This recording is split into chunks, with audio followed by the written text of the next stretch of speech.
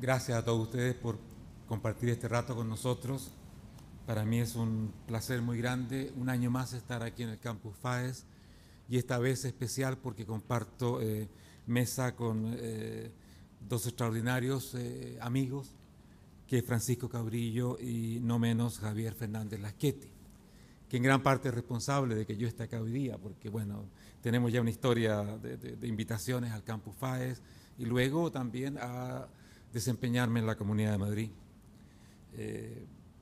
Francisco Cabrillo ha hecho ya una introducción económica que creo que es excelente y me va a evitar meterme en ese tipo de temas.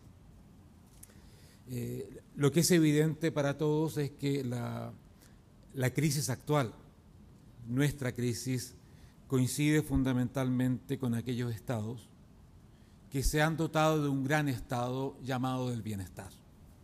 La crisis comenzó el año 2007 en Estados Unidos, fue una crisis financiera, tuvo un impacto global en 2008-2009, pero de allí en adelante la crisis se ha concentrado, se ha mantenido, se ha dilatado justamente en los viejos estados de Europa Occidental que habían optado por eso que alguna vez con mucho orgullo se llamó el modelo social europeo.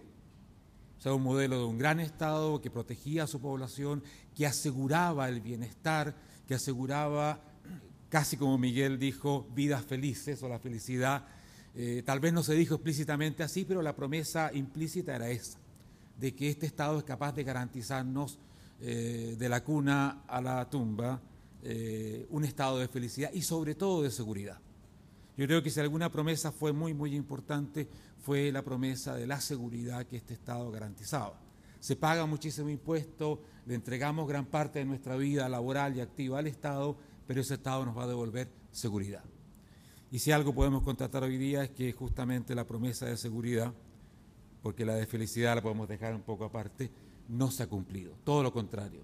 Hoy día vemos que el estado del bienestar, en una crisis fiscal como la que tenemos, ha sido un elemento de inseguridad. Si algo ha hecho que la crisis se haya hecho permanente entre nosotros, es justamente su transformación de una crisis financiera en crisis fiscal, o sea, crisis del estado del bienestar. Es decir, el elemento que tenía que darnos seguridad ha terminado dándonos inseguridad. Esta es una constatación que yo creo que es bastante evidente hoy día y no solo hoy día. La verdad es que Europa entró en un crecimiento bastante lento en comparación con otros países o regiones ya desde los años 80. Y en esa época se creó una expresión que yo creo que era bien interesante y que dice mucho sobre el desarrollo europeo, que era la euroesclerosis. O sea, la respuesta que Europa le estaba dando a la globalización creciente, en el sentido no de ir a más competencia, a tomar más riesgos, a una población que buscara nuevas salidas, sino que de encerrarse en esta seguridad que aparentemente daba el estado del bienestar. Y la verdad que antes de esta crisis, Europa en su conjunto, y especialmente sus países más desarrollados, vivieron 2 o 3 décadas de crecimiento muy lento, muy insuficiente, especialmente en el marco de una economía abierta, que es lo que Francisco Cabrillo ha destacado. Yo creo que estos problemas tienen 3 raíces. La primera raíz tiene que ver con la filosofía o la idea misma del estado del bienestar. La segunda tiene que ver con la forma o estructura del estado del bienestar. Y la tercera, con lo que yo llamaría las debilidades de carácter del estado del bienestar o su tendencia a los excesos y al populismo. Las trato cada una por sí misma en forma muy sumaria. Yo creo que el estado del bienestar se basa en una idea sumamente peligrosa. Es una invitación a un engaño fatal. Y es la idea de que el bienestar, la seguridad, lo que somos como seres humanos, va a depender de otro. Y que ese otro es un estado que nos garantiza aquellas cosas que yo pienso solamente nosotros podemos garantizarnos. El estado del bienestar es en sí mismo una invitación a la irresponsabilidad como individuos. Es decir, a dejar de lado aquello que solamente nosotros podemos hacer porque creemos que alguien nos va a poder garantizar todo ello, especialmente, como les decía, la seguridad. Esto es algo que viene desarrollándose en Europa hace mucho tiempo. El estado del bienestar tiene raíces previas al fin de la Segunda Guerra Mundial. Después de la Segunda Guerra Mundial empieza la gran expansión, especialmente desde los años 70. Pero este es un proyecto básicamente colectivista que comparten las ideologías socialistas, comunistas, fascistas y también el paternalismo conservador. Hay un famoso hecho que no muy conocido y por eso lo menciono, cuando en Inglaterra se crea aquel estado del bienestar que se asocia con el Plan Beveridge durante la Segunda Guerra Mundial. Los alemanes dicen, hemos ganado la guerra, porque en Inglaterra están haciendo justamente aquello que el Estado Nacional Socialista ha venido haciendo desde los años 30, o sea, asegurando a la población una serie de beneficios en función de la entrega de esta población al Estado. Incluso el año 44, los alemanes lanzan octavillas a las tropas aliadas diciendo, ¿para qué seguimos con la guerra cuando ya ustedes han hecho lo que nosotros veníamos predicando que se debía hacer? Un Estado fuerte, garantizador, que le da la seguridad a la población y por supuesto que la población se entrega a ese Estado, que es la garantía de todo esto. Yo creo que todo esto se ha desarrollado muchísimo en Europa desde los años 80 y nos ha creado una especie de crisis moral muy importante, que ha ido debilitando aquel sentido del esfuerzo, del riesgo, del cambio y de la responsabilidad personal, que hoy día yo lo veo muy reflejado en nuestra juventud. Esta juventud que pide derechos, que exige sus derechos. Es una juventud que parece haber perdido la relación que los derechos míos me los creo yo y me los gano yo. Tal vez el Estado podría garantizarme algunas cosas, pero los derechos fundamentalmente los adquiere la persona que hace un esfuerzo, que toma un riesgo, que logra realizar un aporte para poder fundamentar y financiar sus derechos. Sin embargo, hoy día tenemos, después de 20 o 30 años de educación en los derechos, una sociedad joven que está tremendamente paralizada, tremendamente sorprendida, embotada prácticamente mentalmente, porque aquellos derechos que le dijeron que eran seguros, que el Estado se los iba a garantizar, no existen de pronto. Y claro, ahí los vemos en Sol, los vemos en otras partes pidiendo derechos. Este es el resultado, por supuesto, de una escuela que ha sido durante mucho tiempo, creo yo, uno de los elementos de destrucción moral más importantes que hemos tenido, porque justamente ha predicado esto. La escuela es un juego, la vida es un juego, no te preocupes, no pasa nada. El famoso no pasa nada. Sí pasa, claro que pasa. Si haces los deberes o no los haces, pasa. Pero hemos tenido una formación que ha dicho, no, no pasa nada. Hemos tenido universidades desastrosas, esa es la verdad, donde parece que el éxito de la universidad depende de la facilidad con que se obtienen los títulos. ¿Cuántas universidades españolas tenemos entre las 150 mejores del mundo? Ninguna. Este es una cosa, es un drama tremendo. Los españoles estarían seguramente preocupadísimos si no tuvieran un Barcelona, un Barça o un Real Madrid que jugara en primera división, si no tuviéramos un Nadal que todos los días tiene que mostrar su excelencia. Pero en las universidades, que son la base del crecimiento en la sociedad, del conocimiento, ahí no tenemos ninguna que juega ni siquiera en la primera, segunda o tercera o cuarta división. Es que no juegan en ninguna división respetable. Y parece que estamos muy tranquilos. ¿Por qué? Porque se produce esa situación donde lo fácil se hace lo popular, por supuesto, lo que busca el mismo estudiante, ¿no? Y finalmente terminamos todos dentro de este engaño. Además, una cosa muy importante y muy destructiva. Se crea la idea de que la riqueza es algo que está en alguna parte, que el Estado tiene y va a redistribuir. Se rompe esa idea fundamental entre creación de riqueza y esfuerzo personal. Y esto es muy importante porque, claro, finalmente lo sabemos hoy día, la riqueza solamente depende de nosotros, el Estado no tiene recursos propios, el Estado siempre saca recursos de otra parte.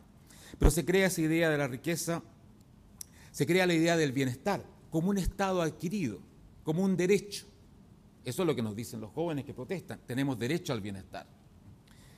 Y con eso se destruye una idea fundamental. El bienestar se gana todos los días. Es como andar en bicicleta. Si uno deja de pedalear, uno se cae de la bicicleta, simplemente. Pero se ha creado la idea de que el bienestar existe, hay una riqueza, esa riqueza la tiene el Estado y el Estado puede garantizar derechos con esa riqueza. La segunda es la estructura, decía yo. El estado del bienestar, como idea básicamente socialista que es, y estatista, porque es el Estado el que está en el centro, ha crecido de forma socialista. Eso es consecuente, es lógico. Ha crecido como una economía planificada, una economía cerrada, sin competencia, y además con funcionarios, no en todos los países afortunadamente, pero en muchos países y entre otras partes en España. Es decir, personas que tienen garantizadas el empleo, que no depende de lo que hagas todos los días. Te lo ganaste una vez en un concurso muy respetable y listo, de por vida asegurado. Pero ¿qué es esto? Es una invitación, lógicamente, a la mediocridad, a la falta de eficiencia. Son ese tipo de derechos que ya son incluso derechos feudales, medievales. Son como cargos, eres marqués, eres varón para toda la vida, eres funcionario público.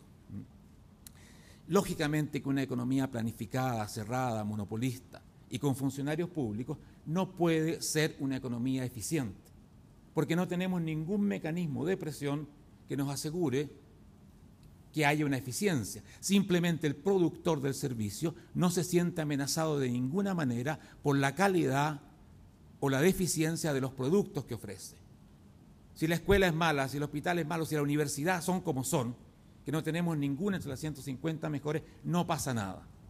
Imagínense que Nadal pensara así. No pasa nada porque soy funcionario del Estado tenista mundial. Es que no tendríamos Nadal, ni Barça, ni Real Madrid, no tendríamos nada de esto. Tendríamos también mediocridad ahí, que es la que tenemos en el Estado, o en estas instituciones del Estado de Bienestar. Finalmente, los excesos, las debilidades de carácter. El estado del bienestar, como se basa en este pacto de asegurar felicidad, bienestar, seguridad sobre todo, tiende, en los buenos tiempos, a incrementar sus promesas de derechos. Y es además lo que le exige la población. O sea, tenemos que estar conscientes de que la creación, la expansión del estado de los derechos, del estado del bienestar, de todo este engaño en realidad, ha sido mutuo. Ha habido unas clases políticas que lo han querido porque aumentan su poder, claro, mientras más impuestos redistribuyan, más poder tienen, y unos ciudadanos que han estado muy contentos de creerse todas las promesas. Aquí no han sido regímenes autoritarios ni dictatoriales, han sido votados, han sido aprobados, y por eso que la responsabilidad es colectiva respecto de esto. ¿Qué ha pasado? Que el estado del bienestar tiende a construir sistemas sociales cuando las cosas van bien, bajo el supuesto de que siempre van a ir bien las cosas. ¿Qué pasa? Cuando vienen las crisis, cuando cae el empleo, cuando caen los impuestos, comienza el drama del estado del bienestar o la crisis fiscal, que es la que estamos viviendo ahora. ¿Por qué? Porque ese Estado hizo un cálculo de que podía pagar tales derechos de paro, de enfermedad, de lo que fuera, mantener tales servicios a partir de una situación boyante, de la mejor situación. Parece que ignora que la economía de mercado tiene alzas y tiene bajas y tiene caídas, y ninguno de esos sistemas ha sido pensado para resistir una situación de crisis.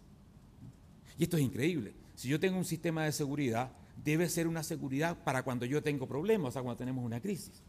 Sin embargo, el estado del bienestar ha hecho unos cálculos muy peculiares, unos cálculos alegres, basados en los mejores ingresos, en los mejores tiempos, haciendo promesas que son imposibles de mantener en otros tiempos. Por eso, apenas comienza la crisis fiscal. Y el Estado mismo se transforma en un elemento que profundiza la crisis.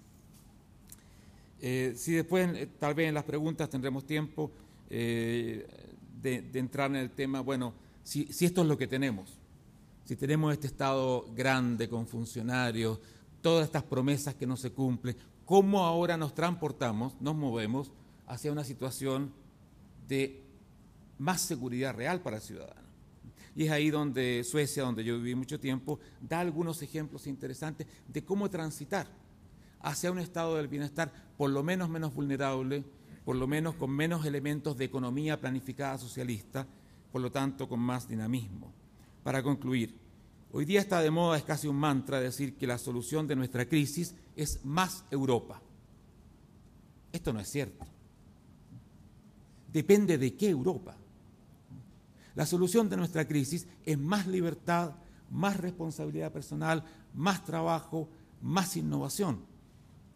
Si seguimos creando una Europa basada en principios socialistas, de irresponsabilidad personal, con este engaño del gran Estado que nos puede dar todo, simplemente esa Europa va a agudizar la crisis en vez de solucionarla. Por ello que yo creo que en vez de más Europa, más libertad y responsabilidad debiera ser el mensaje fundamental que damos hoy día. Muchas gracias.